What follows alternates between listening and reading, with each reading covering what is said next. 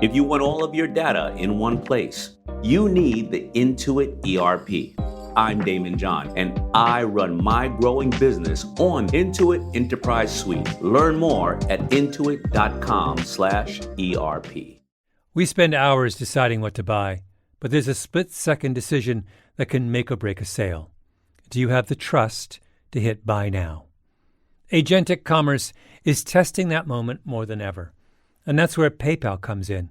With 25 years of checkouts, 400 million consumer accounts globally, and the benefit of purchase and seller protection, all of which make sure wherever a purchase starts, it ends with trust.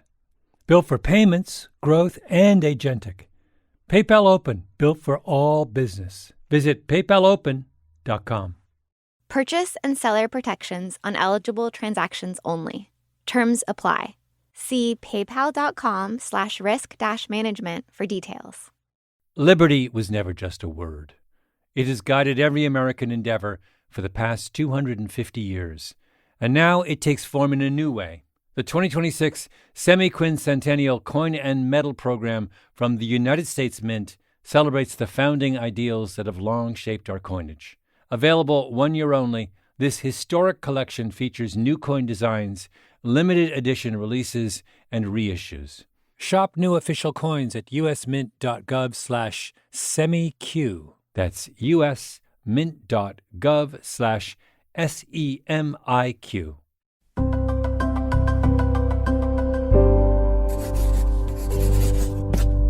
Pushkin. This episode contains explicit language. There are all kinds of reasons for wanting to do a podcast episode. You want to tell a specific story. You want to make an argument, make sense of a particularly powerful piece of tape. But the simplest, and let's be honest, the most selfish reason, is that you want an excuse to hang out with someone you love. And this was the origin of the Randy Newman episode. I am one of the very large group of music lovers who think that Randy Newman is a genius and that his best albums, like Sail Away or Good Old Boys, are basically as good as pop music ever gets.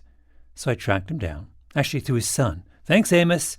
Booked a flight to Los Angeles. And on the plane ride, asked myself, okay, of all the million things I could possibly talk to Randy Newman about, what would make for the best story? And somewhere over, I'm sure, Nebraska, I realized, it's obvious. I need to talk to him about his song, Rednecks. And so I did. And if you're listening, Randy, and you want to have me over again, just say the word. In the fall of 1974, the musician Randy Newman released an album called Good Old Boys. The most beautiful song on the record is the third song on the first side. Wait, can I prevail on you to just do a little bit of Marie? Sure.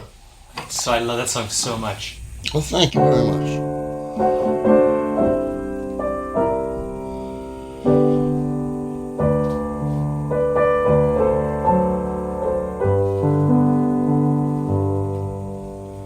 You look like a princess the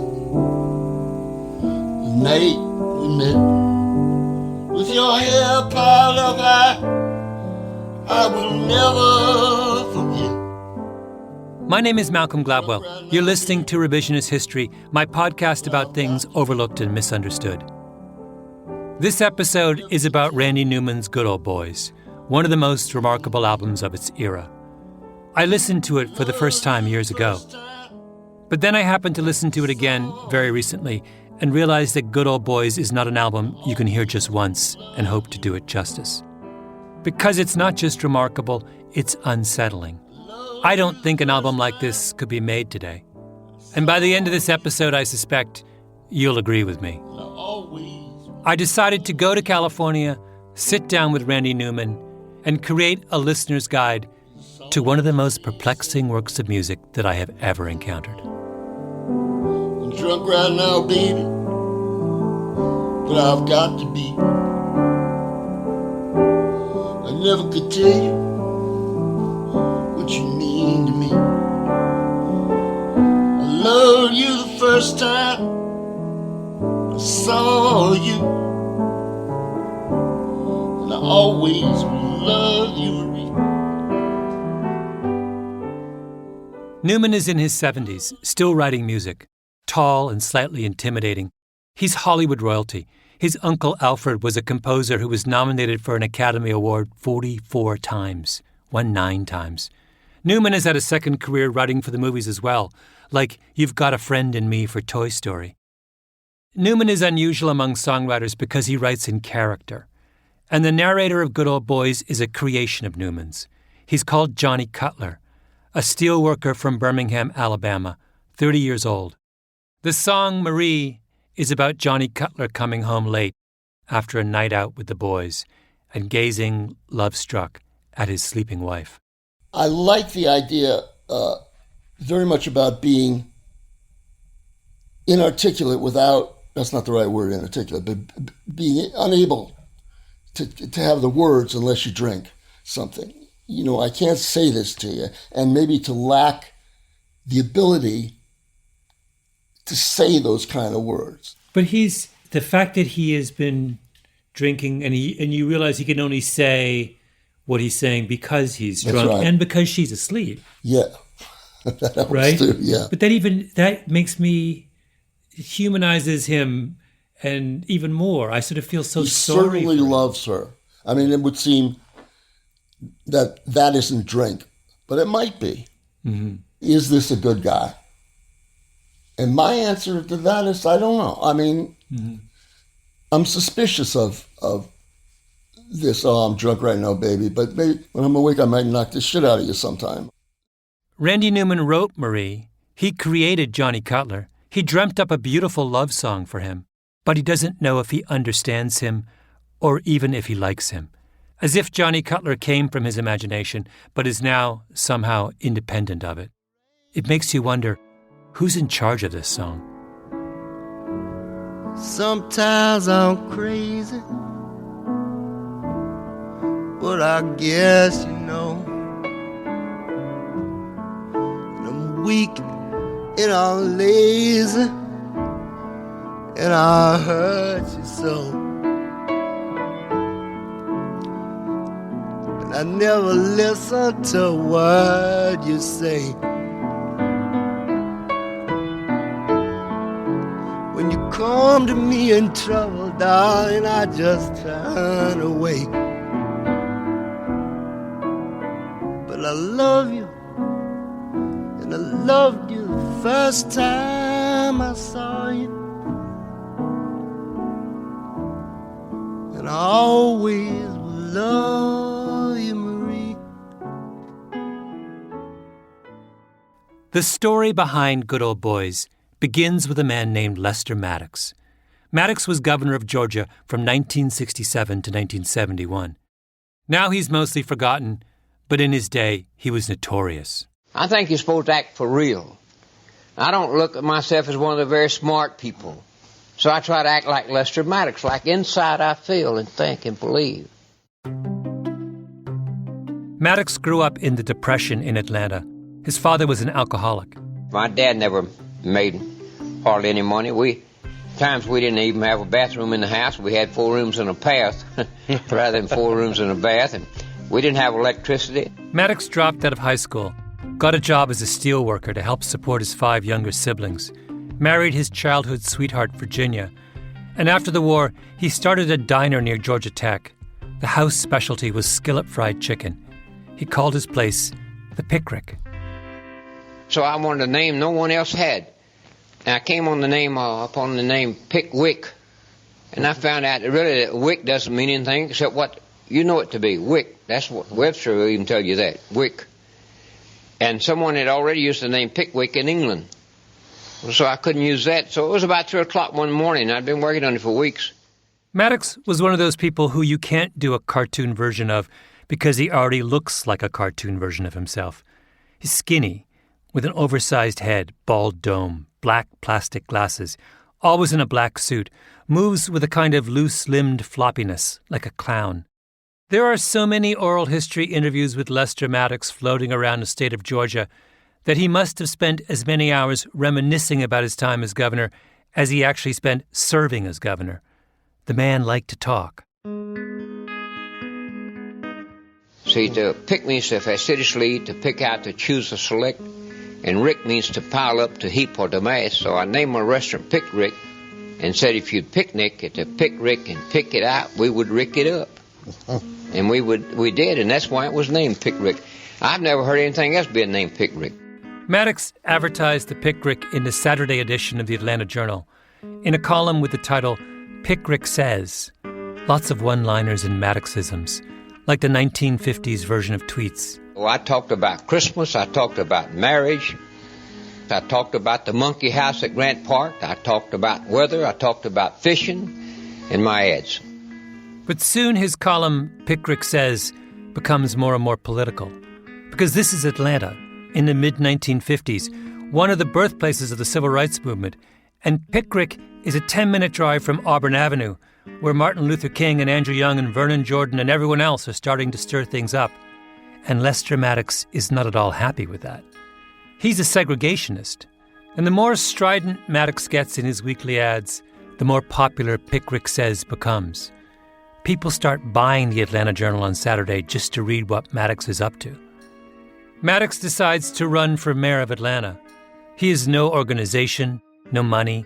He drives himself around. And he loses, but the race is closer than you'd think. So he runs again and loses, and runs a third time and loses. But then the wave of desegregation protests hits Atlanta in the early 1960s. The public schools are integrated first, then the lunch counters, then the restaurants. And since the Pick Rick restaurant does not admit black people, the civil rights protesters come knocking. Well, the first time I was about 4 whites and 3 blacks came in. And Virginia and I were about to eat our lunch on Saturday afternoon. They told me what they're going to do, and I told them you're not going to do any such things. What they were going to do was eat a Pick Rick with the television cameras as witness. I said, you've never been here before, you just want to fuss and fight. So I grabbed 2 of them. I think one of them was John Lewis or Brown or somebody. And I just about had them out the door when they happened to remember they're supposed to lay down on the floor. If they hadn't thought about that, I'd had them both out. And they got on the floor, and cause I couldn't drag them, so I called my black employees out of the kitchen.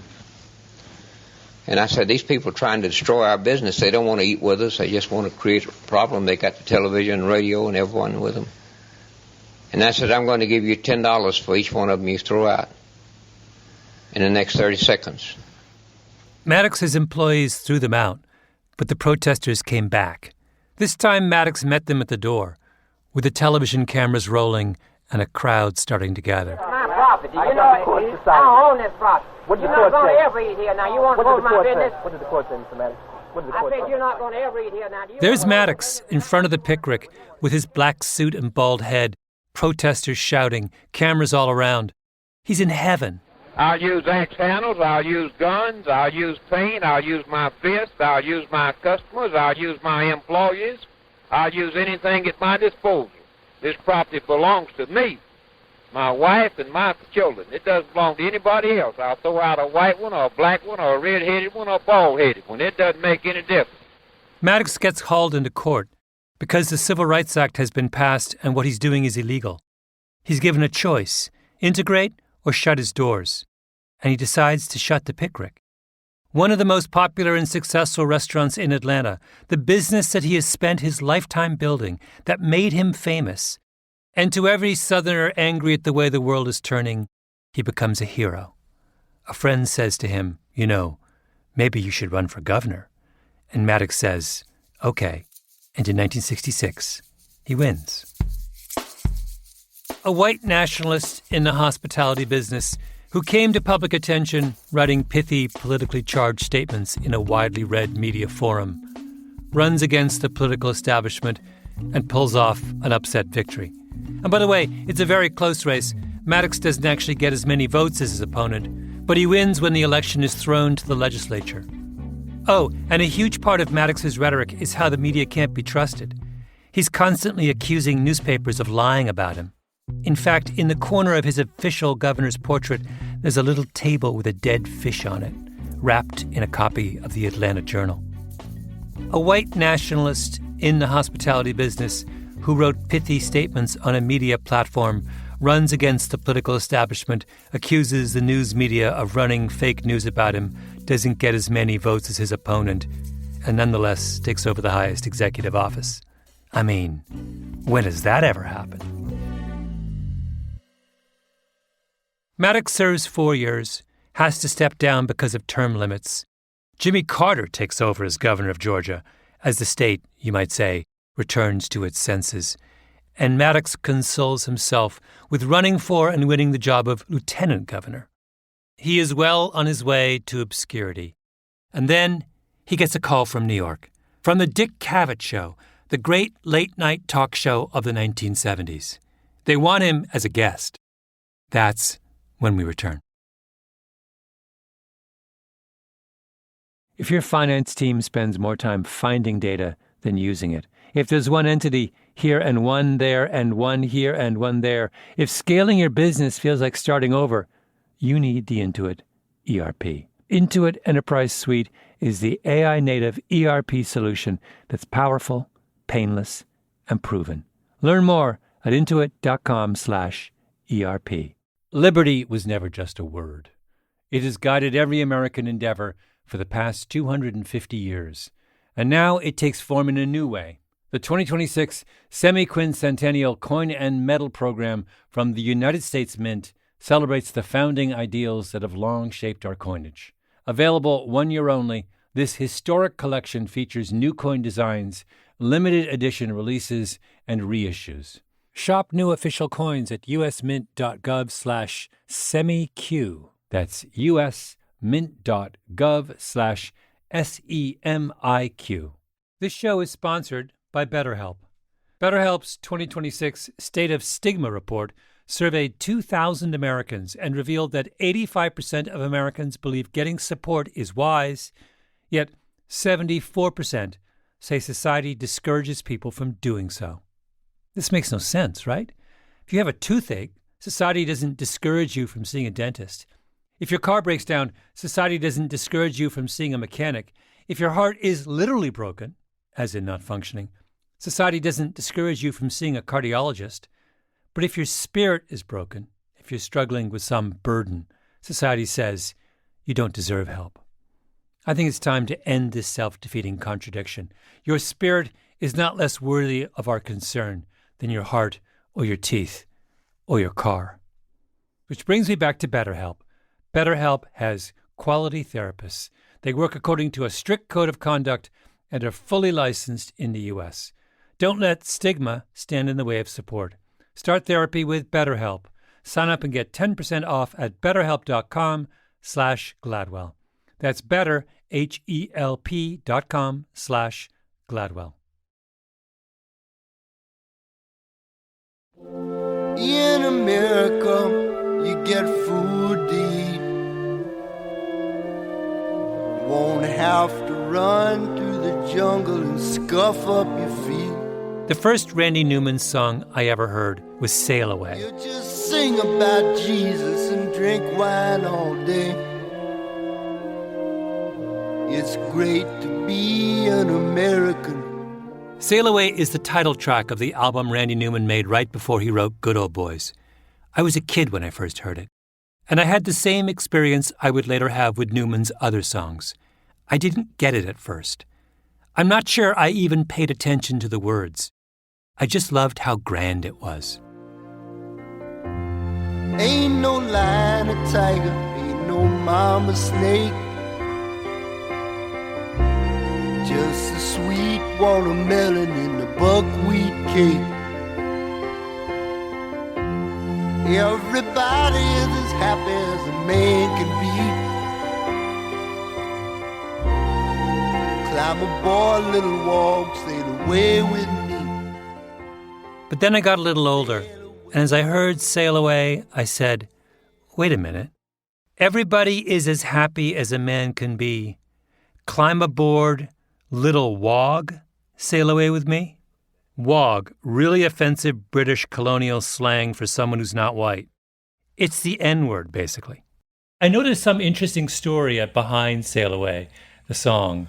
Oh, it was a guy was going to make a movie, and he was going to give 10 minutes to 5 or 6 pop people, Van Morrison, I remember, and Hendrix, and to do 10-minute thing.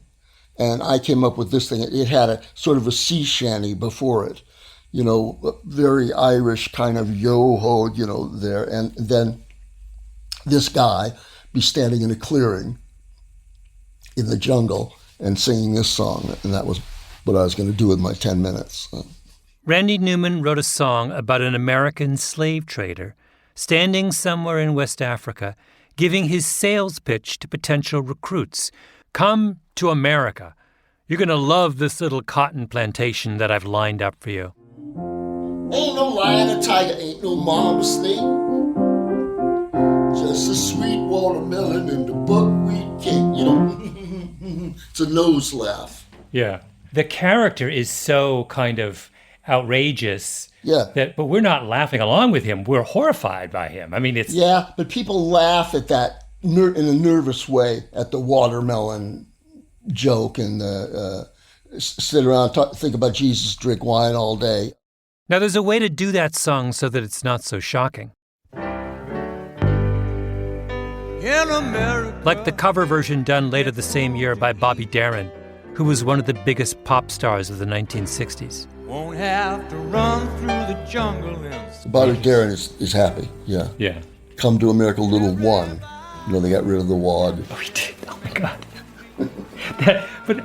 That's like blasphemy.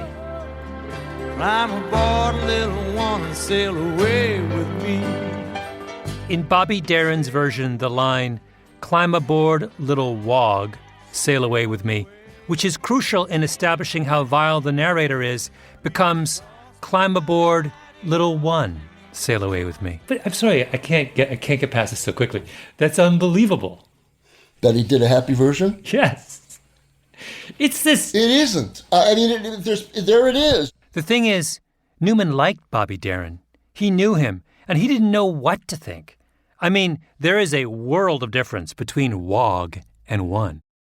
Also, if I'm not mistaken, Bobby Darin substitutes the words mamba snake with mama snake. Ain't no lions and tigers and no nurturing mama snake. You know, he was, I'd like to do that. And it's like, come to America, you know.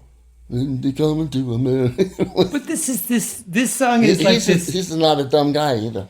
This song is like it is a wallop. It is emotional wallop. It is a searing song about the darkest moment in America's past. It's a jaw drop. It's like springtime for Hitler in a way. Little one. I'm aboard, little one, come away with me. You know, it just was so right. His showbiz instincts couldn't restrain himself. How did you feel when you first heard that version? I felt, you know, oh my Jesus Christ, I heard that, and that was it. The original intention of Sail Away was to make the listener uncomfortable. Newman takes a familiar figure, a salesman, an entrepreneur, a patriot, and gives him a rollicking sea shanty.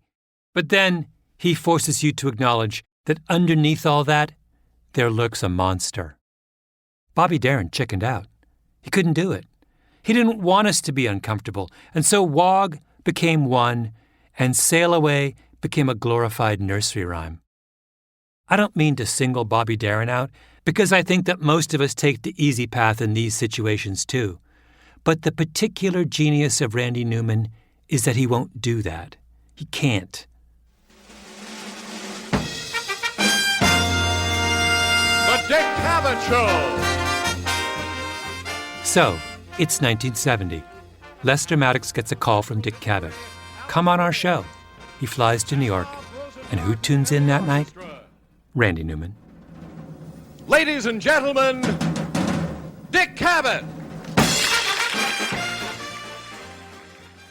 Dick Cavett is a year into his legendary late-night show on ABC, up against Johnny Carson's Tonight Show.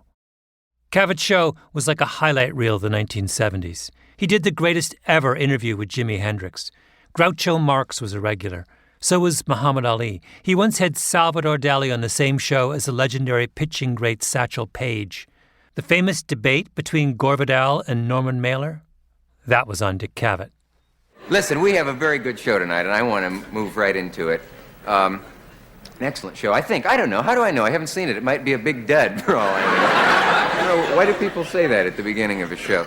Cavett looks like Paul Newman's baby brother. No more than 5'6", impish, big polka-dotted tie. His first guest is a woman named Alice Gray, an entomologist from the American Museum of Natural History. Cat-eye glasses, hair in a bun, who brings a box full of cockroaches to the set. What can we do about them? What can we learn about them? Are they our friends? No, they're not exactly our friends, but they are certainly our companions in all our all our doings. And I'm rather fond of them. They have a distinguished lineage.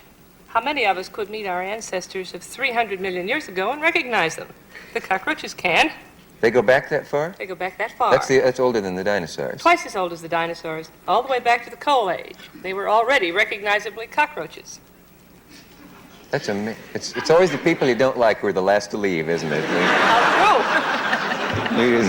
they'll be here long after we have quitted this earth, I'm sure. Cavett does a good 10 minutes on cockroaches. Are these your cockroaches or some of ours? The cockroach lady finally leaves the stage, and then... My next guest tonight is Governor Lester Maddox. Out comes Maddox, the gleaming bald head, the black suit. Governor Maddox, I still call you governor, don't I? Call me most anything you want to, everybody else does. Hip yourself, Dick. Have you ever followed bugs before? Just a few moments ago on your program, sir. That's the only time. That's the only time? God, I love Dick Cavett. They shake hands, they take their seats, rust-colored swivel loungers atop a gray shag carpet. Cavett shows the audience a photograph of Maddox holding his axe handle outside the Pickrick restaurant, and Maddox then corrects him and says, "No, it's not an axe handle, it's a pick handle," and goes off on one of his long, endless digressions about the meaning of the Pickrick. The pick denotes hard work, and we had in the restaurant some of these pick handles, two kegs of them by a big old fireplace where we burned hickory wood. And there was 6 of them in each of the kegs, and they were dark red because that was they looked something similar to a chicken leg, a pick handle does. Not like the axe handle that the news media talks about. And Cavett, who must be wondering, what on earth, simply says, "Well, I've certainly learned a lot." Cavett brings on his next guest, the football player Jim Brown, then one of the most famous professional black athletes in the country. Brown settles down next to Maddox, who is literally half his size, and gives him a polite smile. And Cavett says to the two of them, "Do you feel separate but equal?" I realize that's 1960s civil rights humor, but I still think it's hilarious.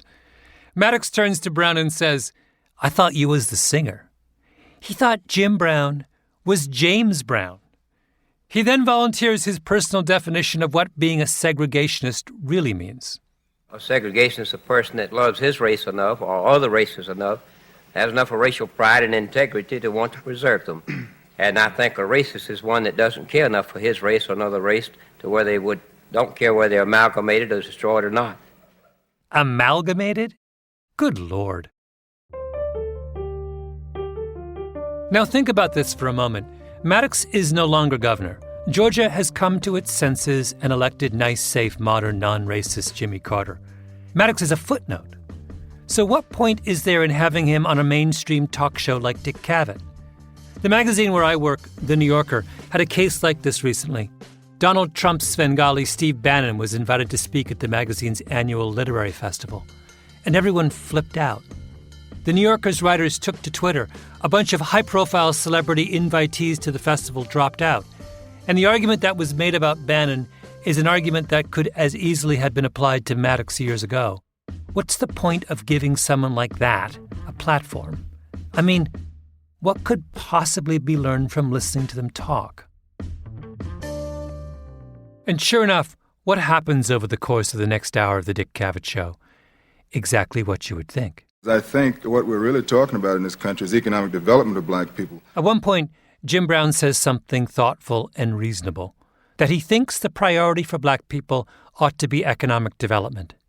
And Maddox jumps on him. Economic development of all people.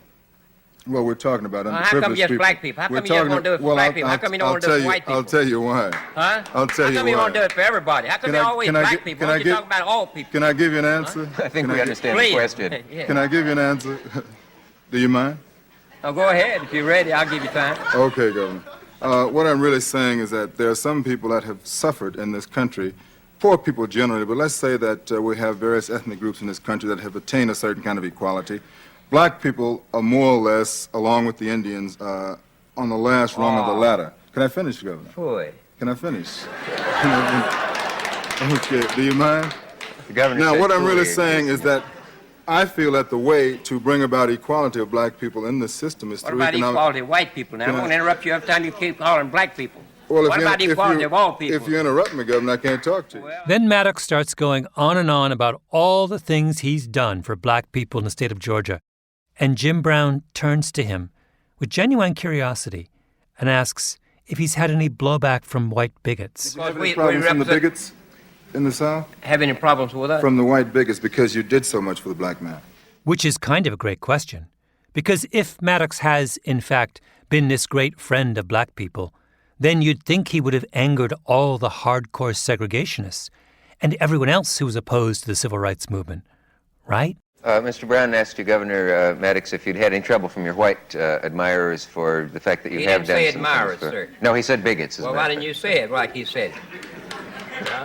You have me there. Why didn't you say it? Now, see that what I'm talking about, Dick? I do see you it, take yes. words There is and a bit twist them of- around and you mislead the people in your audience and all. You ought to start being honest, all of you, with your words and what you're saying to people.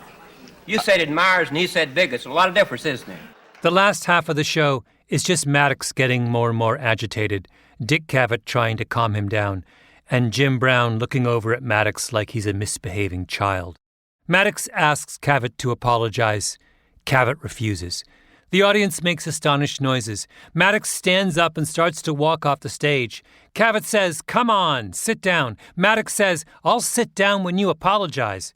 So Cavett says, If I called any of your admirers bigots, who are not bigots, I apologize. "This is insane. What was Dick Cavett thinking inviting this guy on his show?" Why don't you there are apologize black to people bigots of Georgia, those friends of mine, for calling them bigots? I think I Now, made either you do clear it, how I'm going to leave now, Dick. Which one you Oh, wait a minute. Please don't leave. Well, you I'd like to apologize ask... to people of Georgia. And he owes them an apology, too. The only bigots that I know. Wait. Maddox gives Cavett an ultimatum. 1 minute to take it back, or he'll walk out for good. At which point, Jim Brown pipes up, "Wait, what about me? How much time do I have?" It's a circus. I would say that I phrased the question in a way that was not exactly accurate in the sense that he did say bigots. Have any white bigots been upset because you have done certain things for the You came blacks? back and said my admirers, and you haven't apologized yet, and you got 15 seconds. All right, now let me use those 15 seconds. I apologize for suggesting that a bigot would be the way of characterizing all of your admirers. Good night. Wait a minute. There's more time. Good night, sir. And Lester Maddox storms off the set.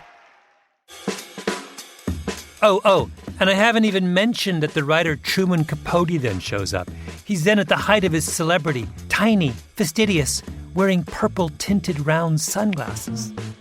You know, curiously enough, I had a cousin who lived in Atlanta that I once went to visit, and who took me to this restaurant that he ran that was called Pick-a-Rib or something like that. Well, it was called Pick-a-Rib, Nick-a-Rib, something. And he was always at the door with guns, to keep any sort of Negroes out of the restaurant. But I went there with this cousin of mine because it was near the campus, the college campus. And it wasn't bad, but it wasn't finger-licking good.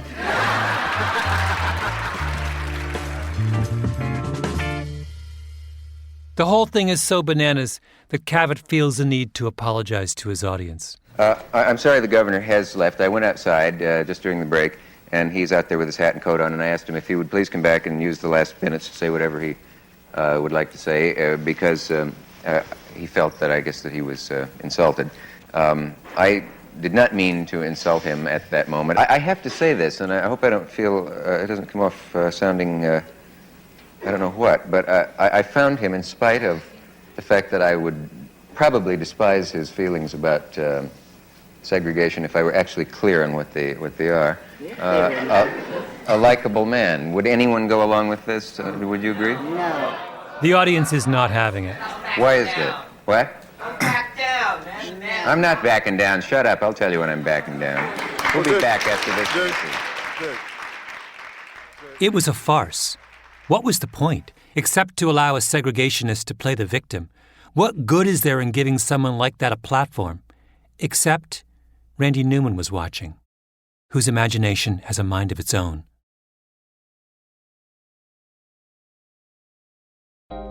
If you want all of your data in one place, if you want a single home for all of your entities, if you want to spend more time working and less time searching, you need the Intuit ERP.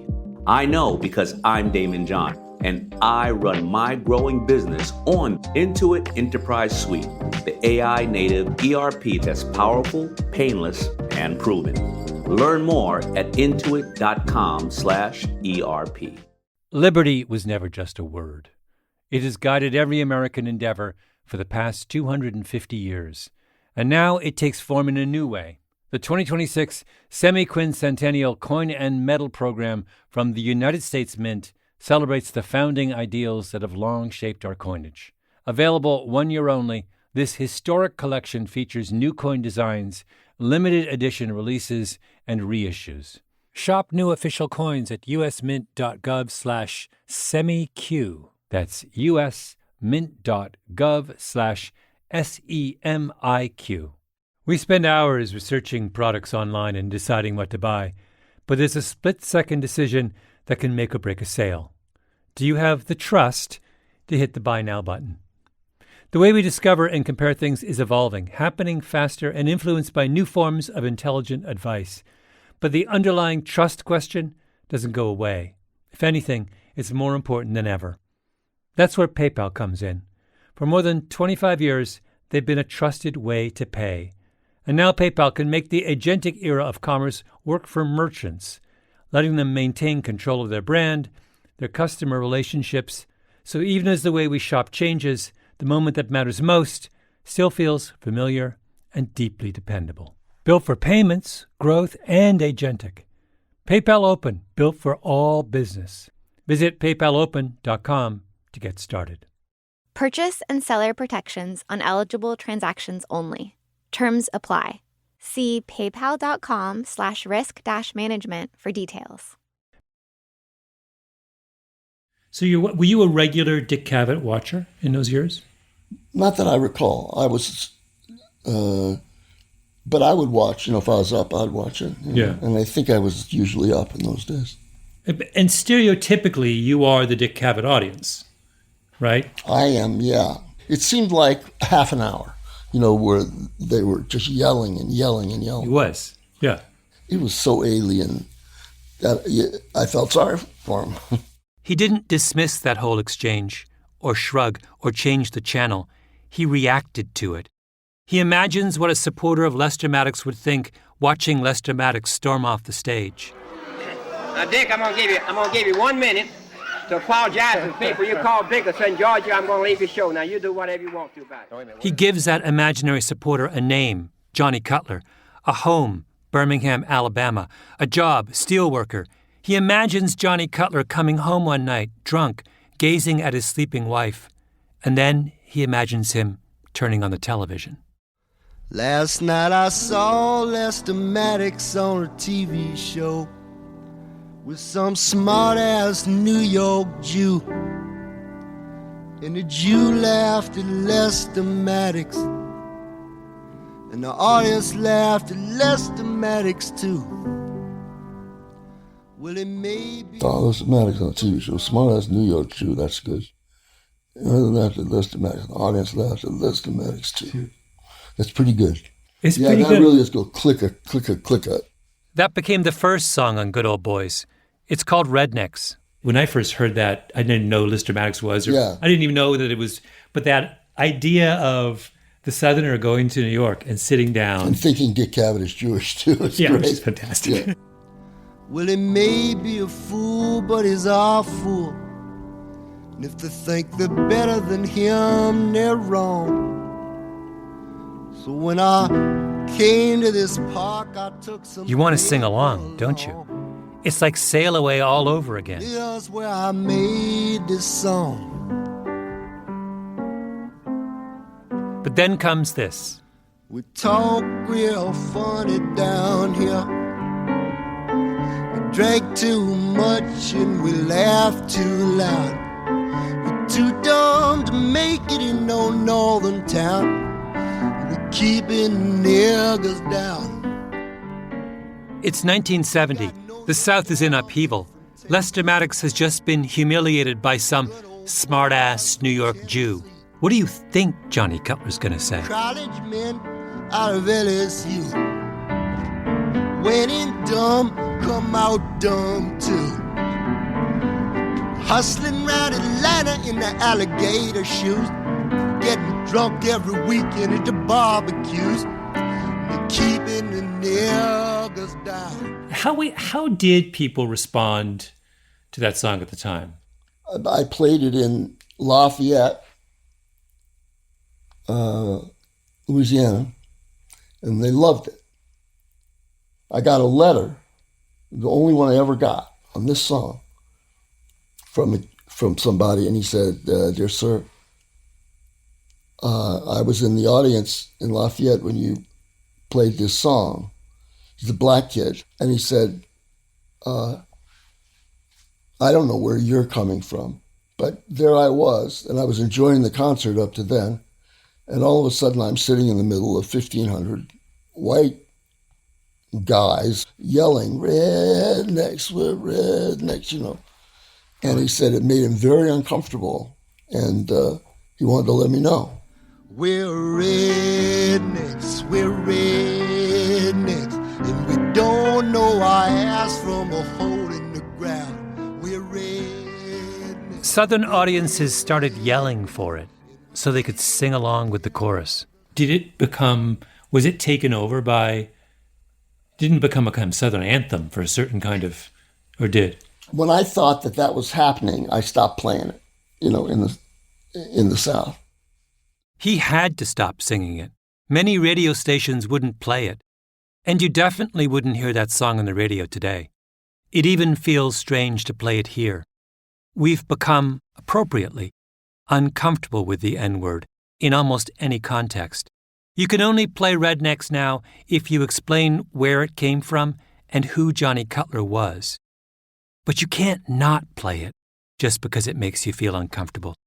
Because Johnny Cutler in Birmingham, Alabama in 1970 absolutely wanted to keep the niggers down. And we can't gloss over that fact if we're being honest. Oh, and by the way, Johnny Cutler wasn't done. Down here we too ignorant to realize that the North is set the nigger free. He then names every slum in every northern city. Put in a cage in Harlem and New York City. It's free to be put in a cage on the south side of Chicago and the west side. And it's free to be put in a cage in East St. Louis. And they put him in a cage in Huffing, Cleveland. And they put him in a cage in Philmont, San Francisco. And they put him in a cage in Lenox Hill in Boston. He says to all those smug northerners, when you drive with your windows up and your doors locked through the projects of your own inner cities, are you still sure you're better than me? You have to play that too. Because if you're going to be honest about who Lester Maddox really was, you have to be honest about his critics too. Did you ever hear from Lester Maddox? He sent me an axe handle. He didn't? Really? Yeah. Oh, that's fantastic. Yeah. From his store. He sold axe handles. Yeah, pick handles, as he would. Lester Maddox listened to a song about racial hatred, and he sent the man who wrote it a pick handle as a token of his gratitude.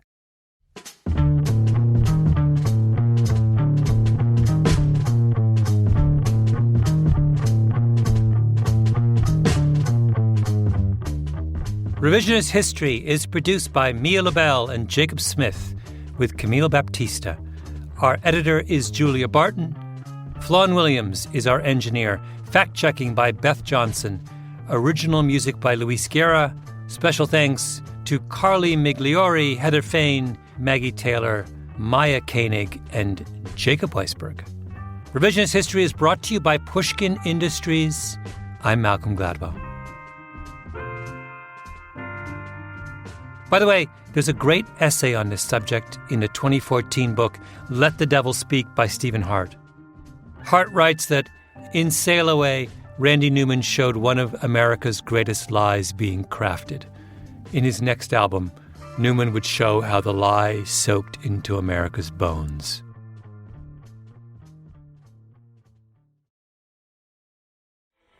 Cover board little one. Yeah.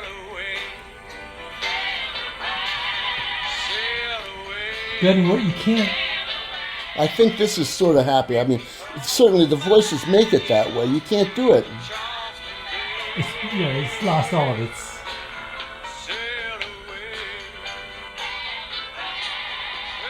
If you're not. I like that buckwheat cake. Like it's some kind of delicacy you're getting at this artisanal bakery.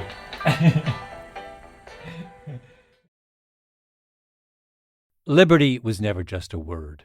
It has guided every American endeavor for the past 250 years. And now it takes form in a new way. The 2026 Semi-Quincentennial Coin and Medal Program from the United States Mint celebrates the founding ideals that have long shaped our coinage. Available 1 year only, this historic collection features new coin designs, limited edition releases, and reissues. Shop new official coins at usmint.gov/semiq. That's usmint.gov/SEMIQ. If your finance team spends more time finding data than using it, if there's one entity here and one there and one here and one there, if scaling your business feels like starting over, you need the Intuit ERP. Intuit Enterprise Suite is the AI-native ERP solution that's powerful, painless, and proven. Learn more at intuit.com/ERP. We spend hours deciding what to buy, but there's a split-second decision that can make or break a sale. Do you have the trust to hit buy now? Agentic commerce is testing that moment more than ever. And that's where PayPal comes in. With 25 years of checkouts, 400 million consumer accounts globally, and the benefit of purchase and seller protection, all of which make sure wherever a purchase starts, it ends with trust. Built for payments, growth, and agentic. PayPal Open, built for all business. Visit paypalopen.com. Purchase and seller protections on eligible transactions only. Terms apply. See paypal.com/risk-management for details.